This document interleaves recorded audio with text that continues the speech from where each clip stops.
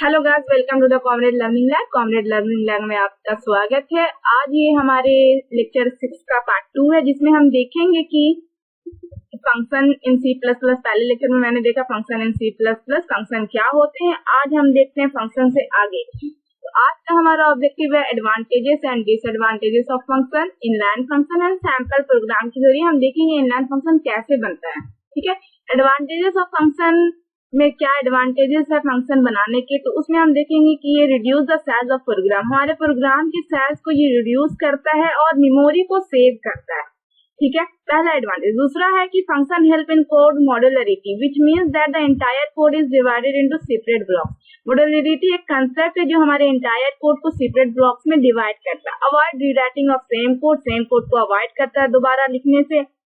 Better memory utilisation, यानी कि avoid rewriting of same code, यानी कि एक फंक्शन को हम जितने बार भी चाहे तो कॉल कर सकते हैं। बेटर मेमोरी यूटिलाइजेशन बोलने का मतलब है कि सबसे पहले जब हमारा प्रोग्राम एग्जीक्यूट होता है, रन करता है, तो उससे सबसे पहले मेमोरी हमारे मेन फंक्शन को मिलता है। मेन फंक्शन में जब वो फंक्शन कॉल हो रहा है तो रैम में आता है, वो फंक्शन रैम में आता है, और जब तक उसका एग्जीक्यूशन नहीं होता वो रैम ही में लोड रहता है। जब इसका एग्जीक्यूशन खत्म होता है वो मेमोरी को रिलीज कर देता है, दूसरे फंक्शन को वो मौका देता है मेमोरी यूज करने के। इसी को हम बोलते हैं better memory utilization. Easy to modify, function का यूज फंक्शन बनाने से हमें इजी टू मॉडिफाई करने में मदद मिलती है। इसके डिसएडवांटेजेस ऑफ फंक्शन क्या है? डिसएडवांटेजेस ऑफ फंक्शन के बारे में हम जानेंगे। ये टाइम बहुत कंज्यूम करता है। फंक्शन बनाने से ये होता है कि हमारा टाइम बहुत कंज्यूम होता है। जब एक फंक्शन दूसरे फंक्शन को कॉल करता है तो उसमें टाइम लगता है। ठीक है, दूसरा ये है C plus plus give the user complete control of managing the computer memory. C plus plus user को पूरा कंट्रोल दे देता है मेमोरी को मैनेज करने के लिए। C plus plus lack the future of garbage collector, उसके अंदर एक कमी है फीचर की। गार्बेज कलेक्टर जो फीचर्स है वो सी प्लस प्लस के अंदर नहीं है। उसका काम क्या है?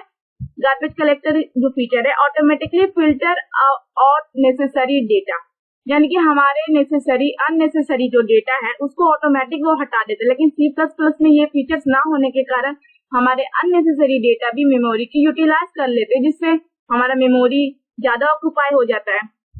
ठीक है, इनलाइन फंक्शन के बारे में जानेंगे। उससे पहले हम जानते हैं कि फंक्शन की दो मेजर डिसएडवांटेज और एडवांटेज। पहला एडवांटेज है कि मेमोरी को सेव करता है, दूसरा एडवांटेज है कि डिसएडवांटेज है कि टाइम को कंज्यूम करता है।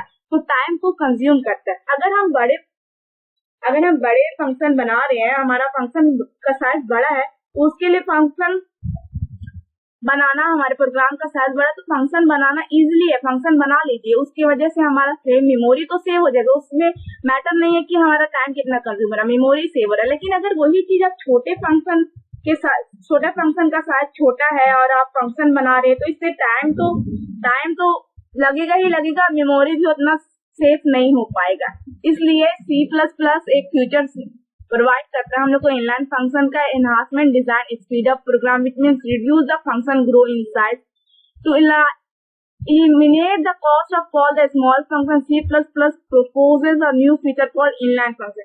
इसका मतलब है कि हम छोटे फंक्शन के लिए फंक्शन ना बनाए,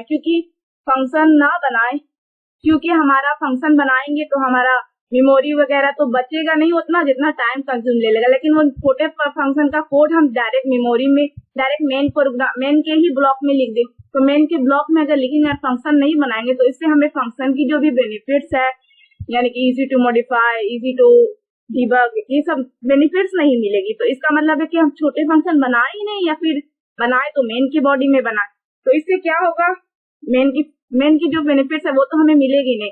तो इसका एक new feature C plus plus हमें देता है।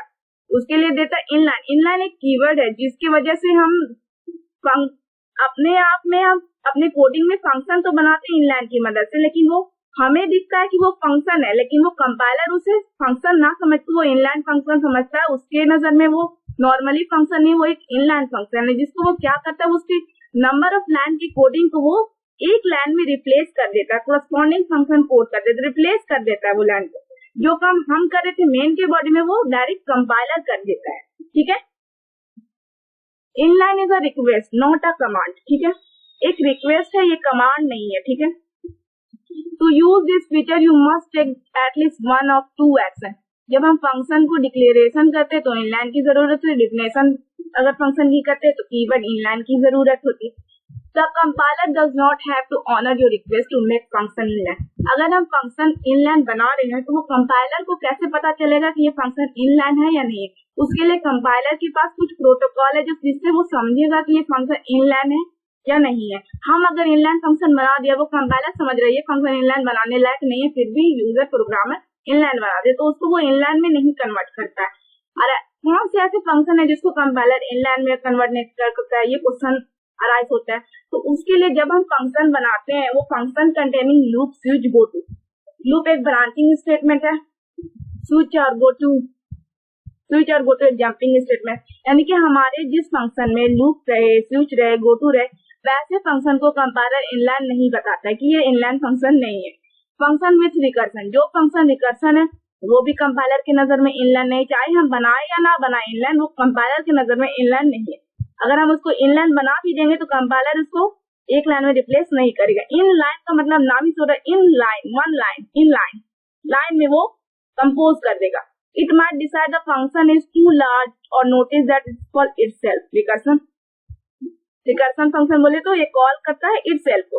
कंटेनिंग स्टैटिक वेरिएबल्स, जो फंक्शन स्टैटिक वेरिएबल को कंटेन करता है वो भी इनलाइन फंक्शन नहीं कहलाता है, ठीक है।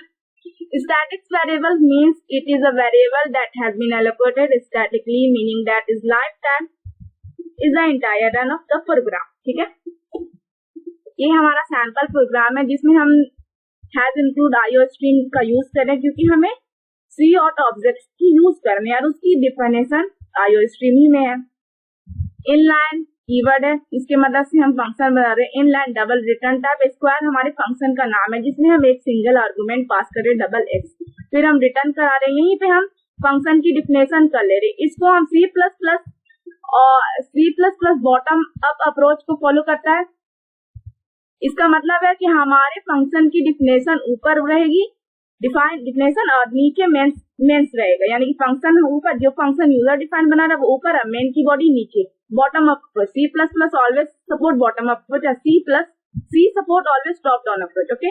तो मेन की body using name std double नाम की वेरिएबल a और b नाम की डबल डेटा टाइप की वेरिएबल बनाया। a में स्क्वायर एक वैल्यू पास किया जिसकी फंक्शन है कॉलिंग हो रहा है यहाँ पे स्क्वायर 5.5745, फिर ये कॉल एक्सप्रेशन पास हो रहा है, फिर मैंने प्रिंट करा दिया a और b की वैल्यू। चलिए प्रोग्राम को डेव में रन करा के देखते हैं कि ये डेव में रन करता है कि नहीं करता, ठीक है। मैंने एक प्रोग्राम पहले से बना के रखा है, can pass expression inline function definition. चलिए पास करते हैं, इसको रन करके देखते हैं। 4.6 का स्क्वायर आएगा, ये एक्सप्रेशन को जोड़ के हमारा स्क्वायर आएगा।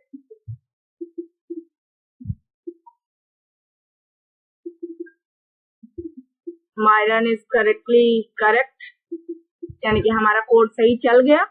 देन यानी कि ये कोड सही है तो हमारा कोड सही चल गया और आउटपुट भी जनरेट कर दिया। आई होप कि वीडियो आपको पसंद आया होगा। अगर कोई भी एनी डॉट, अगर आपको कुछ भी डॉट हो प्लीज कमेंट सेक्शन में कमेंट कर सकते हैं आप। आपकी सॉल्यूशन का, प्रॉब्लम का सॉल्यूशन आपको मिलेगा। अगर आपको ये वीडियो पसंद आया हो तो thank you for watching and please subscribe our channel and like and also share. Thanks for watching. Have a nice day.